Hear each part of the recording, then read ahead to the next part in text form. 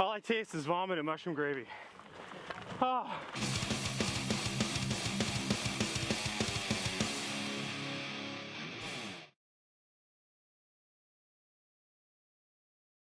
Thank you for tuning in to another episode of In Range. This is the final match conclusion about Finnish Brutality 2019, brought to you by Varusteleka and Sako. Very appreciative of that, as well as a collaboration between Polenar Tactical, Bloke on the range, and InRangeTV. We've got Ziga, Mike, and Jari from Varusteleka here to talk about our feelings about the match, our gear, and just give you a general synopsis of how this year went compared to maybe the first year, Desert Brutality, and other matches we've shot. So maybe Jari, would you like to start with your opinions coming from Varusteleka and being really the people that put this together? Oh wait, I'm sorry. These old-timey pouches. Mike, we found these are useful for something else besides mags. Yeah. Who else? Oh, here you go. Oh, who else can carry beer? Thank you very much. Great. Very handy. We're done shooting, so now it's time for this. So, Cheers. Kippis. cheers. Kippis. Ah, there we go. All right. Yeah. So why don't we talk about the match? Yeah. The match was phenomenal.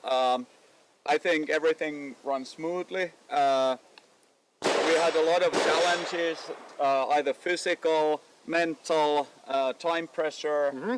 So I think this lived up to the name Finnish Brutality. When you and I were collaborating on putting the videos together, we'd go back and forth, and I'd come up with some idea, and then you came up with an idea, and we're like, and I remember a lot of your emails were like, more brutal. More brutal. And then we had to figure out what that means. Yeah. Did this meet your desires of brutal? Because I know you said your version of brutal and stuff. Yeah. Everyone's got a different idea of what that means, right? So there's mental, physical, shooting. Yeah. We did have all three, and I think they were well balanced. Yeah, I think the balance was good. And there's a good variation on the stages, like odd shooting positions, lots of running, carrying heavy objects, doing math, or at least remembering figures. Mm-hmm. So it came together quite well, and I would say that this wasn't as physical as maybe last year. At least it felt easier physically, but another challenges were like daunting, like spinners. Yes. Yeah. We had a lot of physicality on the last stage. Of the Yeah, game. that was great. Like the last stage was total brutalism. Like you could really run out of breath if you really pushed it. It was easy to self-defeat too. So for us particularly, our stage 6 was actually meatballs, mashed potatoes, and gravy. Stage 7 was running the big heavy sandbag, right? So And you only got style points for vomiting. only style points, no bonus. Yeah, but I think it was a good match and served the purpose. And our staff has been, I don't know what black magic they use, but we're ahead of a schedule. No hiccups, everything works smoothly. Well, so not just that, the ROs. I don't know what you feed them, but I barely finished the stage, had to carry that sandbag, and I see the RO just running there, picking it up, putting it back, and reset. And it's the same guy all the time. What? Not only that, you would walk off of a stage, and I'm not kidding, you're like walking, as you get past the safety barrier, you hear beep for the next shooter. Yeah. Like it is the most efficient. This is not this is the second Finnish Brutality, and both of these are the most efficient, well-run, well-oiled matches I've ever seen in my entire existence, up to and including the Desert Brutality matches we run in the States. We do a good job. Yeah, you guys do an amazing job. Like you have literally stages scheduled between X and Y time, and you not only meet those numbers, you actually surpass them. Yeah.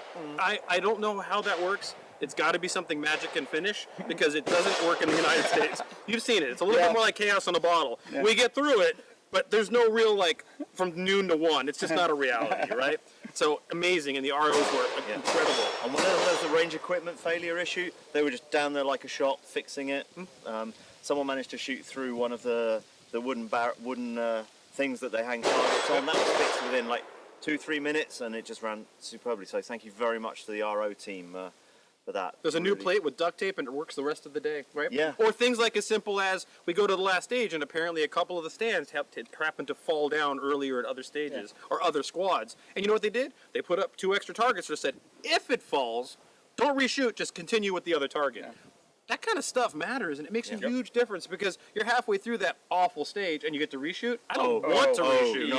Yeah. I had to be helped up at the end, practically. I had to hand off my rifle to get myself off. Oh, I forgot to mention this in the wrap-up of that stage, but the pain from the previous stage got turned back on once I'd finished, and I was like, can you help me up? Yep. So it's just a complete The last wreck. time, pretty much, when I finished, just like, oh, this is over. I have to stand out. I was just like lying there, remove the magazine, and then clear the rifle later, but I had to stand up. If I stay here, Can I just sleep here in the mud? There's been more than one stage at this match and at the Brutality match in general, and I'd like to hear what you guys think about this, where honestly you don't want to miss ever. But every once in a while you miss and you're like, oh, I get an extra second down here. Oh no, that's a shame. Like, I mean, that kind of thing. Just a little bit. So that was awesome. So what's your favorite stage? Do you have a favorite stage? The one I did in 75 seconds, because I had no idea I could move that fast. So stage 5, the BMP, dragging the dummy off and running back and forth. That was awesome. I had no idea. I didn't believe my time, and I looked at it back on my hat cam footage, and I was like, oh my, what? Because previously, people have asked me if I had cancer or something because I lost a lot of weight. Seriously, I was like, is Bloke all right? That must be a YouTube comment. Yeah, of course, it was YouTube. Did Bloke get some horrible disease? Like, no, it was deliberate. but back in previous years when I was doing practical shooting, I could shoot well. I could shoot reasonably fast. I moved like someone twice the weight I was then. My movement was horrific, and having lost weight now, and with the mind focusing that goes on these brutal stages, I was just like tearing off in a way I didn't believe possible. That's awesome. It was fantastic. Ziga, do you have a favorite stage? Yeah, I thought about it, and I think the first one. So the kettlebell The curls. Casada drill, actually. Yeah. Okay. This is my first brutality match. Yes. And first day, first stage, kettlebell, and I was really nervous. Also, I didn't try the Glock, the pistol that I was using before that drill, and it was just like so many issues that could arrive, and I did it perfectly. And yeah, that's why I think that was my favorite stage. That particular drill is stuck through all the Brutality matches because it's one of those ones that hits the triangle perfect. It's like accuracy, physicality, and mental all kind of combine really well. I would also argue that with drawing of that kettlebell, technique really counts. It does. Yeah. It does. Yeah. Yeah. It's not just brute force, but if you use your legs and hips, you can actually get a couple of centimeters more. So we're going to see the Casada drill on Polenar or in Slovenia? Oh yeah. That was actually the first thing that I talked with my friend Matej. Yeah. Like, how can we do something like this in Slovenia? We should train like this every month. Awesome. You have a favorite stage? I think the BMP stages were really fun. When you have the APC It's quite a prop. On stage, that's always fun, and they simulated the probable situations quite well. So in that manner, they were cool stages. But I think the stage number 6 was my favorite Because of the physicality. Because you really kind of can push your limit and kind of that was cool and simple stage, like one target. 3 positions, 3 movement positions. So in that sense, simplicity and kind of violence of action, that is good. Yeah. Now, what did I say? I said at one of the videos earlier in the series. Now that one had 3 because they had redundancy with having 3, but it was a 1-target stage. When you come to a Brutality match stage or 2-gun stage and you see 1 target, you know it's going to be probably the worst stage of the entire match. When there's 1 target, people go, it's 1 target. Yeah. That's going to destroy you. That 1 target is murder. You don't need a lot to make good training and good stages. The people that put up 75 targets, you need 1. All you need is 1 and an idea. Now, for me, my favorite would have been Intel. And the reason I like that, I really liked the precision rifle part, that the spinner target was uniquely applicable towards time, distance, and accuracy. And I thought that was really fun because for me, it was an interesting way to combine those things. You can see precision rifles on matches where you have to hit the clay pigeon. Okay, fine. but this, and sometimes you have to shoot the spinner. Okay, fine. But this one where there's time and flight and actually timing it and trying to be accurate enough to hit the plate at the right place in the apex to get it to spin and running a bolt, to me that was fun. Like that was just something that really is like, this kind of quintessentially touches on what the precision rifle's for. Absolutely. You know what I mean? Yeah. Fleeting target. Move Okay, it. you knew where it was going to come. Fleeting target. It does simulate certain things in a way, but it was regular. Yep. Yeah. And its perception and, as you say, timing, it was perfect. I did love the BMP because BMP. Yeah. But I have to say, the other thing I really enjoyed, even though it wasn't one of my best stages, was crawling through the car. Yeah. That was like, that is brutal and different and weird and influenced from a real world event.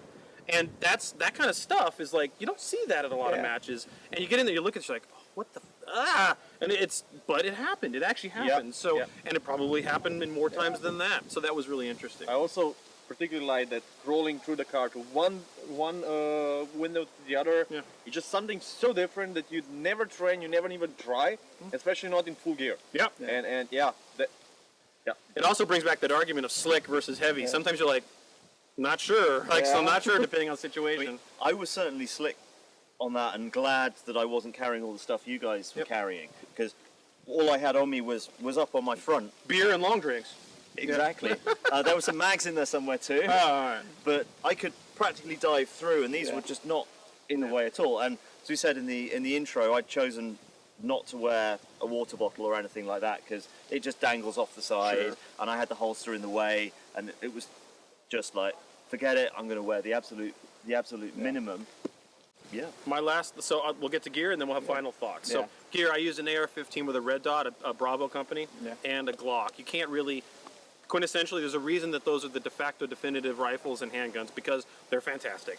A red dot AR-15 is, you really can't ask for more in a combat-oriented practical match. So I don't have anything to say besides it's an AR-15 with a red dot and a Glock. Okay? You were similar. You had an EOTech. Yeah, I run the EOTech. That's a really good one. You just put the donut on target and boom. I had a basic setup also, like nothing special there, but I found out that there is a place for a SBR, like a short barrel rifle, in a cars. When it was, for me, really easy to pick up the rifle and stick it out the window. When I watched the guys with the 16-inch barrels or something, they needed to do this all kinds of yoga to get it. But with the SBR, it was like, pick it up and boom. You know, speaking of that, you had a pike. I had to get my ramrod out, and moving that big thing around in the car was tricky, and just maneuvering myself into the position. Just like, why am I doing this? Yes, because I'm me. I can't help it. You have to use the halberd. Yeah. Now, Ziga, you have an RK, which is a quintessentially one of the best AKs variants in the arguably world. one of the best AKs Had a mount in the issue. world. It is what it is. I think with that optic, if it worked perfectly, I would be very, very good in this match. That optic really I made think it you like, were very good in this match. Yeah. Okay. Well, yeah, but you know, I don't think I will be in top score. I think we'll see. Iron sights, not the best thing, not the worst thing. I really like the pip sights, but with rain, with like fogging of the glasses or getting some dirt on it, it's a bit harder.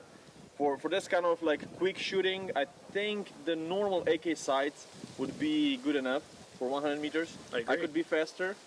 The other thing, the rifle is really, really good, almost perfect, but small things make quite some difference. For example, I'm using the Sako 92S, so it's a civilian version, which means that it has a quite long and non-folding and non-adjustable stock that doesn't really work well with my plate carrier. Yeah. That's one thing. And the second thing, the safety. It's like all AK safeties. It has this small latch in the front, and I don't move my hand to unlock it. I actually prefer to using my finger, trigger finger. And on my AK, you know, I can reach it. On this one, it was really hard. So those small things that can actually make a big difference. Which is why you see those really good and well modified AK safeties with a little lever that comes out the side or plate, or and you can just get it with your trigger finger. That makes a big difference. Should we rag on battle rifles now? Shall we? Go ahead. Yeah. Right. It was a massive disadvantage to me. The last two stages weren't so your bad. scores don't represent that. The last two. I think you made it in like your advantage on some of the stages. I don't think it Really? advantaged me. You at think all. you would be better with a shorter rifle? Yeah, I would have been better with what you were shooting. Yeah, I by agree. miles. I mean, Okay. I am an AR fan. If I had to, because I'm me, pick a 7.62 full power battle rifle of the era, it wouldn't be the FAL. Now, first of all, I'm going to sing the FAL's praises, and then I'm going to tell you what I'd rather have had. What's good about it is the stock fits me very well. The inch FAL. This was the first time I shot a wooden one. I previously owned a plastic one, and I own another plastic one now. And the slight improvements in the plastic one are an improvement. The safety catch falls under the thumb either way, so just flicking it on and off, you don't even need to think about it. That's great. Cheat well's good. The sights come up when you remember to put them up, because on the last stage at Load and Make Ready, I forgot, so I dropped down in position, and it felt an eternity for me to No sights. flip it up. It's like, Yeah. surprise, front sight. Where's the rear sight? Oh, it's there. And it was not too bad. The light ammo, the 123 grain ammo, reduced the recoil impulse, which helped speed up a bit. But the skill level of basic marksmanship is just so much higher with a full power battle rifle. It's not doing you favors. It's not working with you. That you can be at a lower skill level and shoot better with a modern AR-15 free-floated red dot, and then I'm there lumbering this 5 kilo thing, whatever, 10 pound thing. That's completely true. I completely agree, but you really owned it. Like, if I'm really interested Thank to see the results for open sights, because you're shooting fast follow-up shots on that rifle on this distance is just amazing. Really, I doubt that someone was better with iron sights. Aside from the first BMP stage where I used a metric mag, and then, which gave me an issue, and then I had a short stroke, but all I did was I upped the gas and it ran flawlessly. Oh, we didn't clean any of these rifles. No. Yeah, that was very intentional for me. Yep. The RK was quite dirty. Yep. And the Glock was really hurting. On some of the stages where you had to dive down, shoot the rifle, you know, I dived down on my right side, directly in the holster in the Glock. And me and Matej were actually talking about like maybe cleaning it so it doesn't. I said like no, if it malfunctions, it's good content. So be it. We can Yeah. analyze it, and see.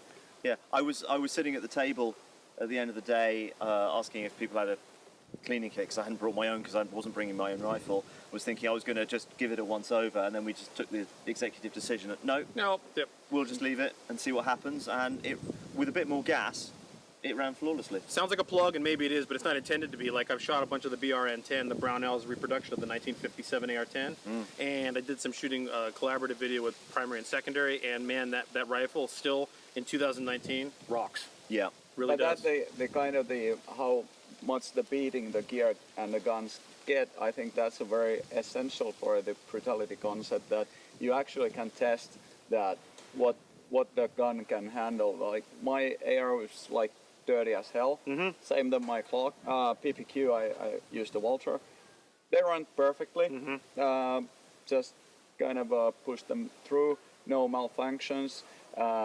I think it's a good way to test the stuff as This well. match and envi- trust your gear. Our brutality matches in particularly test gear in a way that a lot of other matches don't. Yeah. So, last and final question. Is there going to be a third one? Yes. Ah, all right, we already know this. Yeah, we tried to, let's fix the date, and you folks there need to be really vigilant. We will announce it. We've already got quite soon. some good ideas. Will you be there? I will endeavour to do my best to be there. I will wear half a sheep again if people are interested. You would try to be there as well? Da. And maybe much we'll so. get you guys out to Desert Brutality someday too. That would be awesome. All right. I won't be wearing wool though. Feel free. I have nothing else to say. Would you like to say anything else to the audience? Short shorts. Short shorts. No, I think we pretty much cleaned the table. Thank you guys. We appreciate that you took the time to come here and make a match great. Thank you for And, having us. Yeah. You watching there, please consider coming to Finland to Brutality next year. And if you don't make it to the match, come to Finland anyway, because Yeah. it's freaking awesome. It's a beautiful place. And thank you, Jari, for having me and having us again and doing this match a second time, and for confirming that we're going to have a third one, because We will. I'm already excited. I will say this as a closing comment. Desert Brutality is awesome. Finnish Brutality, both the first and second, are my favorite matches I've ever shot. And this is now more fun than the first one. So I can't wait for the third. Guys, thank you for watching. Please consider supporting any of the channels that you like Polenar Tactical, Bloke on the Range, InRangeTV, completely demonetized, only Patreon for me. I don't know about you two, but We get scraps from the table from YouTube ad revenue so Patreon. and Patreon mainly. Are you Patreon as well? Yeah, also. So please, these kind of channels only survive because of your support, and great companies like Varusteleka and Jari bringing matches like this to you. Support them by buying their awesome gear that you've now seen in these videos that works. Like, this gear's awesome. So thanks for watching. Please consider supporting any one of us if you believe in this. And make sure you see all the videos from Finnish Brutality. They're going to be on all 4 of our networks. Polenar Tactical, Bloke on the Range, InRange, and Varusteleka. Thank you so much.